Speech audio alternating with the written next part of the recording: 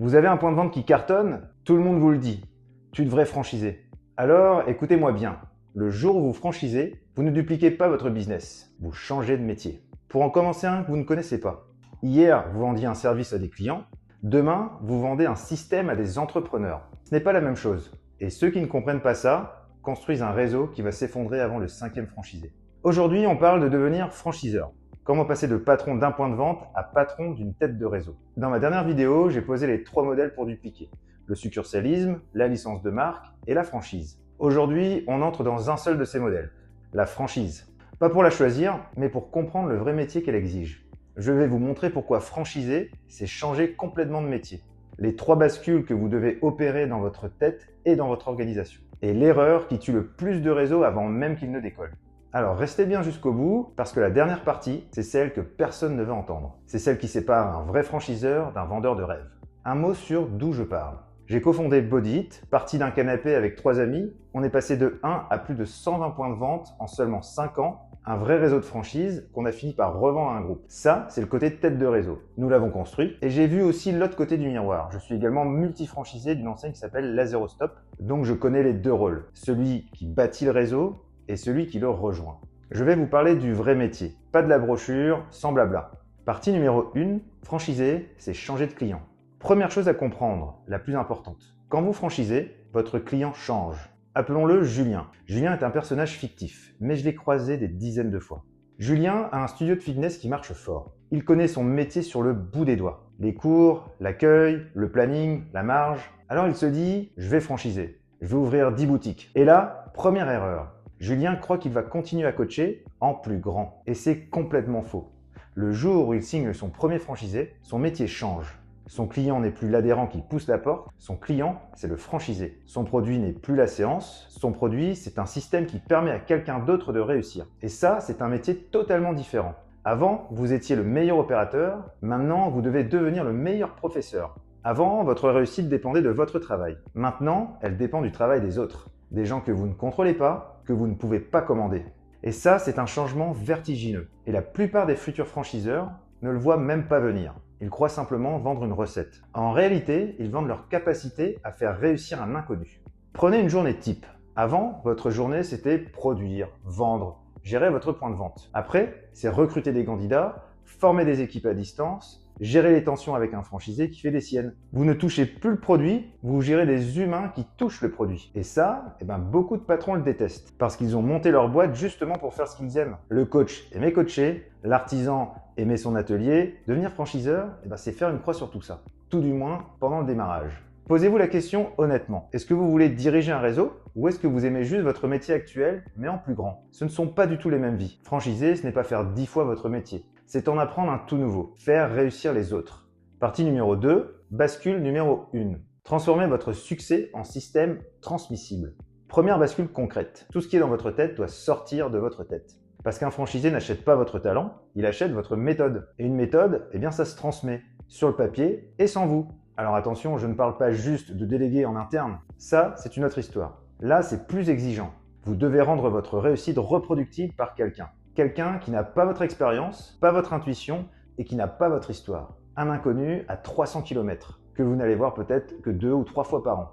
Alors posez-vous la question, si demain je prends une personne motivée mais novice et que je lui donne uniquement vos documents, est-ce qu'elle peut reproduire 80% de votre résultat? Si oui, vous avez un concept franchisable. Sinon, vous n'avez pas un système. Vous avez juste un tour de main. Et un tour de main, ça ne se vend pas, ça se perd. Concrètement, ça veut dire un vrai package.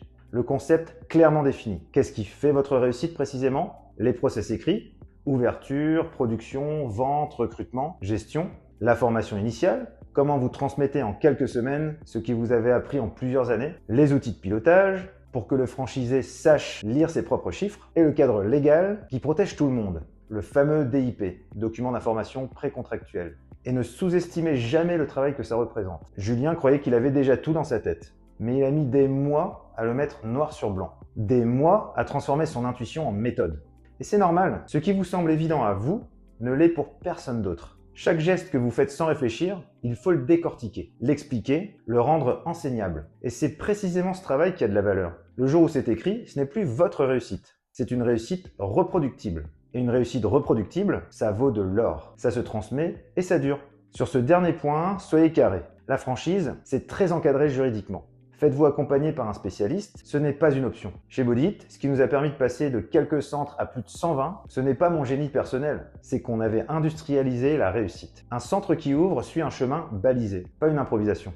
On avait arrêté de travailler dans le business pour travailler sur le business. C'est exactement ça le vrai métier de franchiseur. Et la preuve ultime, le jour où un groupe allemand a racheté Baudit, ils n'ont pas acheté les fondateurs, ils ont acheté un système qui tournait sans nous. C'est ça que vous construisez quand vous franchisez vraiment. Quelque chose qui a de la valeur, même sans vous à l'intérieur. Tant que votre réussite tient à votre présence, vous n'avez rien à franchiser. Vous avez juste un bon job. Partie numéro 3, votre vrai produit, c'est le franchisé. Deuxième bascule, et celle-là, elle fait très mal à l'ego. Quand vous franchisez, vous arrêtez de choisir des clients. Vous commencez à choisir des partenaires. Et un mauvais partenaire peut couler toute votre marque. Voici ce que personne ne vous dit sur la franchise. Votre pire ennemi, ce n'est pas un concurrent, c'est un mauvais franchisé. Parce qu'un franchisé qui échoue, ce n'est pas juste un point de vente qui ferme, c'est votre marque qui prend un coup. C'est les futurs candidats qui prennent peur, c'est les autres franchisés qui doutent. Un seul franchisé toxique, mal géré, mal sélectionné, peut faire plus de dégâts que 10 bons n'en font de bien. Alors la tentation, quand on lance un réseau, c'est signer vite. Parce que chaque franchisé qui signe, c'est un droit d'entrée qui rentre. C'est de l'argent tout de suite. Et c'est exactement le piège. Un franchiseur qui sélectionne ses franchisés sur le chèque, pas sur leur profil, construit une bombe à retardement. Julien, justement, ses 3 premiers franchisés, il les a choisis parce qu'ils avaient de l'apport, pas parce qu'ils avaient le bon profil. L'un voulait être patron sans travailler, l'autre voulait tout faire à sa sauce, refuser la méthode, et le troisième, il n'avait jamais managé personne. Résultat, Julien a passé 1 an à éteindre des incendies, à courir derrière des gens qui ne respectaient pas le concept. Pendant ce temps-là, son propre studio, le premier, en a souffert. La leçon est dure mais simple. Votre rôle de franchiseur commence au recrutement. Sélectionner un franchisé, ce n'est pas vendre. C'est recruter le futur ambassadeur de votre marque. Et un mauvais recrutement coûte toujours plus cher qu'une signature ratée. Alors, c'est quoi un bon franchisé? 3 choses dans l'ordre. Premièrement, c'est quelqu'un qui accepte le cadre, pas un créatif qui veut tout réinventer. Vous ne vendez pas une page blanche, vous vendez une méthode. Le bon franchisé veut exécuter, pas réinventer. Deuxièmement, quelqu'un qui sait travailler dur. La franchise, ce n'est pas un placement, c'est un métier. Celui qui croit qu'il va encaisser sans s'impliquer va droit dans le mur et il va vous y emmener avec lui. Troisièmement, quelqu'un dont les valeurs collent à votre marque, parce qu'il va la porter devant vos clients. S'il ne la respecte pas, il l'abîme. Le chèque, ça vient en dernier, toujours. Un bon profil sans tout l'apport, vous trouverez une solution. Un mauvais profil avec tout l'apport, vous le paierez pendant des années. Le franchisé n'est pas votre client à qui vous prenez de l'argent. C'est le porteur de votre marque à qui vous confiez votre réputation. Résumons ce qu'on a vu jusqu'ici. Franchisé, c'est changer de client. Ce n'est plus le consommateur, c'est le franchisé. Première bascule, transformez votre réussite en système transmissible à un inconnu. Deuxième bascule, votre vrai produit, c'est le franchisé. Donc, vous le sélectionnez, vous ne le subissez pas. Maintenant, la troisième bascule, la plus contre-intuitive de toutes, parce qu'elle touche à votre rapport au pouvoir. Partie numéro 4, bascule numéro 3, vous ne commandez plus, vous animez. Voici ce qui surprend tous les nouveaux franchisés. Dans votre point de vente, vous êtes le patron. Vous décidez, vos salariés exécutent. Si quelque chose ne va pas, vous tranchez, point. Dans un réseau, ce pouvoir, il disparaît. Vos franchisés ne sont pas vos salariés. Ce sont des chefs d'entreprise indépendants. Vous ne pouvez pas leur donner d'ordre, vous ne pouvez pas les virer parce qu'ils vous déplaisent, vous devez les faire avancer sans pouvoir les commander. C'est-à-dire par l'influence et non par l'autorité. Et ça, c'est un art que peu de patrons maîtrisent. Parce qu'on devient patron justement pour ne plus avoir de compte à rendre.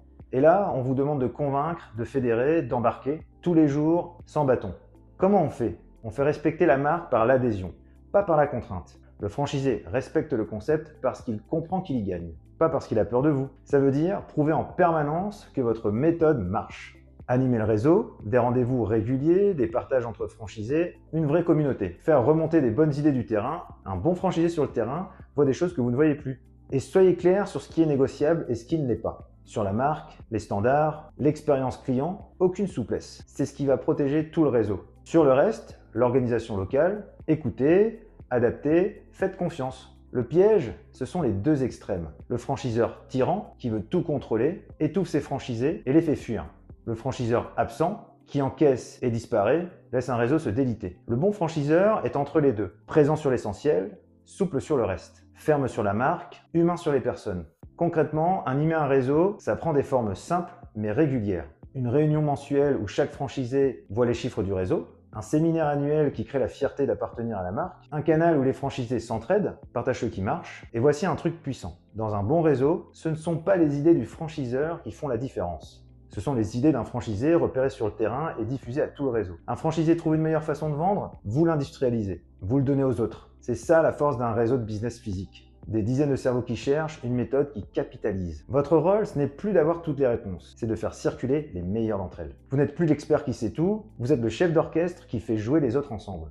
Et ça, c'est le changement de posture le plus dur. Passer de « je fais » à « je fais faire », de « je contrôle » à « je fais grandir ». Le jour où vous y arrivez, vous ne dirigez plus un commerce, vous dirigez une marque. Et il y a un dernier point sur l'argent qu'il faut comprendre. Votre modèle économique change de nature. Vous ne gagnez plus sur vos ventes, vous gagnez sur la réussite des autres. Les redevances, ce n'est pas une taxe que vous prélevez, c'est votre intérêt aligné sur le leur. S'ils gagnent de l'argent, vous en gagnez aussi. S'ils galèrent, eh bien vous galérez avec eux. Et ça, c'est exactement la logique de la méthode profit. Vous ne construisez pas un empire où tout remonte à vous. Vous construisez un système où la réussite des autres devient la vôtre. Un franchiseur n'a pas de pouvoir sur son réseau. Il a une responsabilité envers lui. Partie 5, l'erreur qui tue les réseaux. On arrive au point que personne ne veut entendre. L'erreur numéro 1 des futurs franchiseurs, franchiser trop tôt. Concrètement, ça veut dire quoi trop tôt? Ça veut dire vendre des franchises avant d'avoir prouvé que le concept est rentable pour quelqu'un d'autre que vous. Voici le test brutal. Votre premier point de vente marche, bravo. Mais est-ce qu'il marche grâce au système ou grâce à vous? À votre emplacement, à votre histoire personnelle? Tant que vous n'avez pas prouvé qu'un deuxième point de vente tenu par quelqu'un d'autre est rentable, vous n'avez pas un concept franchisable. Vous avez une réussite personnelle que vous essayez de vendre. La règle est simple. Avant de vendre une seule franchise, ouvrez un site pilote. Un deuxième point de vente que vous ne tenez pas vous-même. Géré par un responsable avec votre méthode, vos process et vos outils. S'il devient rentable sans vous derrière le comptoir, là, vous avez prouvé quelque chose. Vous avez prouvé que c'est le système qui marche, pas vous. Et c'est exactement ça que vous vendez. Un système qui marche sans son créateur. Tant que vous n'avez pas ce pilote rentable, chaque franchise vendue est un pari. Sauf que ce n'est pas vous qui pariez, c'est le franchisé avec ses économies. Faire parier les autres avec l'argent d'une vie sur un concept non prouvé, ce n'est pas de l'entrepreneuriat, c'est de l'irresponsabilité. Et c'est là que ça devient grave. Parce qu'un futur franchisé va mettre toutes ses économies dans votre marque. Parfois la maison, parfois l'emprunt d'une vie. Si vous lui vendez un concept qui n'est pas prouvé, juste pour encaisser son droit d'entrée, vous ne construisez pas un réseau, vous vendez du rêve, et le rêve des uns, c'est la ruine des autres. J'ai vu des enseignes grossir très vite en vendant des franchises à tour de bras. Beaucoup d'ouverture, beaucoup de communication, et 2 ans plus tard, des franchisés en colère, des fermetures en cascade, une marque grillée. Ils avaient confondu 2 choses. Vendre des franchises et construire un réseau. Ce n'est pas pareil. Vendre des franchises, c'est une transaction. Construire un réseau, c'est faire réussir durablement des gens qui vous ont fait confiance. On ne devient pas franchiseur le jour où on signe son premier franchisé, on le devient le jour où ce franchisé gagne sa vie grâce à notre système. Revenons au début. Tout le monde dit à Julien, tu devrais franchiser. Ce que personne ne lui dit, c'est qu'il va changer de métier. Arrêtez d'être le meilleur coach pour devenir le meilleur bâtisseur de coach. Devenir franchiseur, ce n'est pas un raccourci pour gagner plus vite. C'est un nouveau métier plus exigeant, plus stratégique. Le métier de celui qui ne fait plus le travail, mais qui rend le travail reproductible, transmissible et rentable pour les autres. Vous arrêtez de vendre des prestations, vous vendez de la réussite reproductible. Et le jour où votre premier franchisé réussit grâce à votre système, vous ne possédez plus un point de vente, vous possédez une méthode, et une méthode, ça n'a pas de plafond. Si cette vidéo vous a fait voir la franchise autrement, c'est le but. Trop de gens se lancent sans savoir dans quoi ils mettent les pieds. Dites-moi en commentaire, vous en êtes où? Vous avez un point de vente qui marche et vous pensez à franchiser? Ou vous êtes déjà tête de réseau et vous galérez sur une de ces bascules? Racontez-moi, je lis et je réponds à tout. Likez la vidéo, abonnez-vous et activez la cloche.